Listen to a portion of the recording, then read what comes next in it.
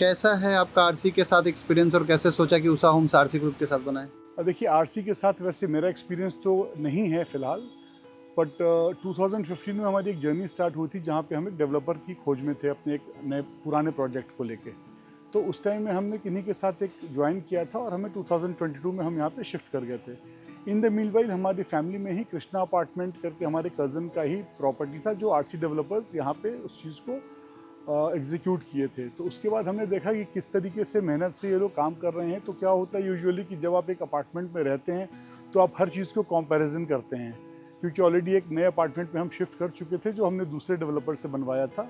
और आरसी वालों का, ऋषि जी का स्पेशली मैंने देखा था किस तरीके से ये और इनकी पूरी टीम, चंदन जी, ये लोग सारे लोग किस तरीके से दिन रात एक करके हर क्वालिटी चेक्स को इंश्योर करके एमिनिटीज़ को बेटर बना के ये लोग कर रहे थे। जबकि हमारा लैंड का पार्सल जो हमने पहले डेवलपर के साथ किया था वो लैंड पार्सल भी हमारा ज़्यादा था, बट इन्होंने लैंड पार्सल कम होने के बाद भी इन्होंने बहुत अच्छे तरीके से और बहुत अच्छे स्पेस में इन्होंने सारे फ्लैट्स निकाले और एमिनिटीज़ भी ज़्यादा करी और इनका फिनिशिंग बहुत ही अच्छा रहा।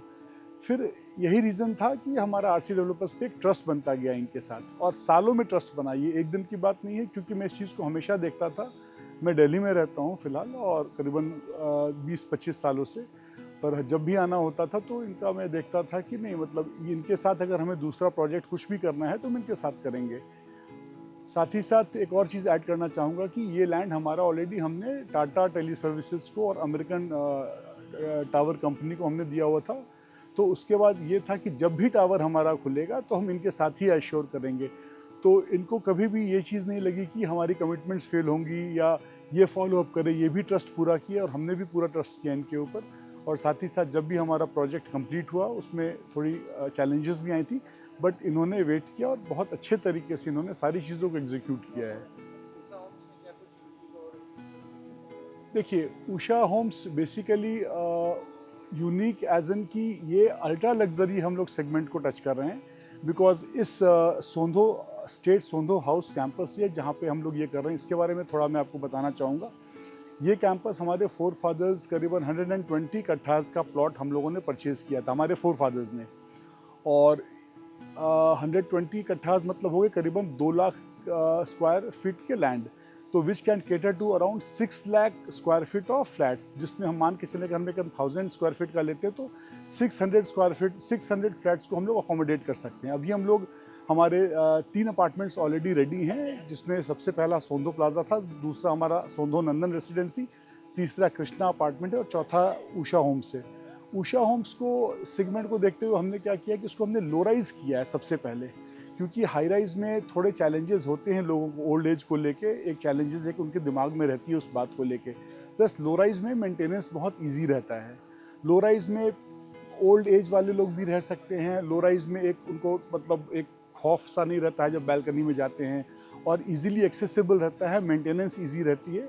तो इन चीज़ों को देख के और हम लोग अल्ट्रा लग्जरी सेगमेंट में ही ला रहे हैं। अल्ट्रा लग्जरी सेगमेंट का मतलब हो गया कि जिस जहाँ पे ये प्लॉट है, जिस लेन में जैसे कृष्णा अपार्टमेंट है और सोंधोज नंदन रेसिडेंसी है, ये दोनों से ज़्यादा प्रीमियम लोकेशन इसकी है। इस लेन का पहला प्लॉट यही है जो 2 साइड ओपन है, जो आपका ईस्ट भी ओपन है वास्तु के हिसाब से और नॉर्थ भी ओपन है। तो एक बहुत बड़ा बेनिफिट है इस चीज़ को लेकर। और दूसरी बात मैं बताना चाहूँगा कि जैसा मैंने बताया कि सोंधो स्टेट का 120 कट्ठास का हम लोग का प्लॉट था, तो ये एक ऐसा प्लॉट है जहाँ पे 5 जनरेशन ऑलरेडी यहाँ पे रह चुके हैं। तो ये एक बहुत बड़ी बात है। लोग कहते हैं ना कि मतलब बहुत शुभ माना जाता है अगर जिस मकान में 5 जनरेशन पूरे लोग यहाँ पे रहे हैं। तो ये एक ऐसा प्लॉट है जहाँ, और ये पूरे प्लॉट में सबसे पुराना प्लॉट है ये पूरे इसमें, जिसमें पूरे लोग एक साथ रहते थे। और आज सारे लोग अलग अलग करके 7-8-9 मकान हमारे हैं यहाँ पे, जिसमें फैमिलीज हमारी रह रही हैं। तो एक सेंस ऑफ बिलोंगिंगनेस यहाँ से आता है, एक हेरिटेज आता है और एक लेगेसी है जो सोंधो हाउस कैरी कर रहा है करीबन 50 साल से। 1955 का ये मकान बना हुआ था जिस लैंड पे हम आज ये कर रहे हैं। तो करीबन इट्स बीन ऑलमोस्ट 70 ईयर्स जहाँ पे हम इस चीज़ को हम फर्दर हम इसको फिर से इसको हम एक नया शेप देने की कोशिश कर रहे हैं। मेरा नाम है अमर अभिनंदन और मेरे फादर शैलेंद्र कुमार थे, वो अब इस दुनिया में नहीं हैं। वो गवर्नमेंट लीडर थे मुजफ्फरपुर में। और मेरी माता जी का नाम उषा शरण, जिनके नाम पे हमने रखा है। उनका यहाँ पे एक स्कूल भी चलता था, नेशनल चिल्ड्रंस अकेडमी, जिसमें वो करीबन 30-35 साल चलाई यहीं पर इसी कैंपस में। और उसके बाद अब वो भी नहीं है इस दुनिया में, बट सबका ब्लेसिंग्स हम लोगों के साथ है।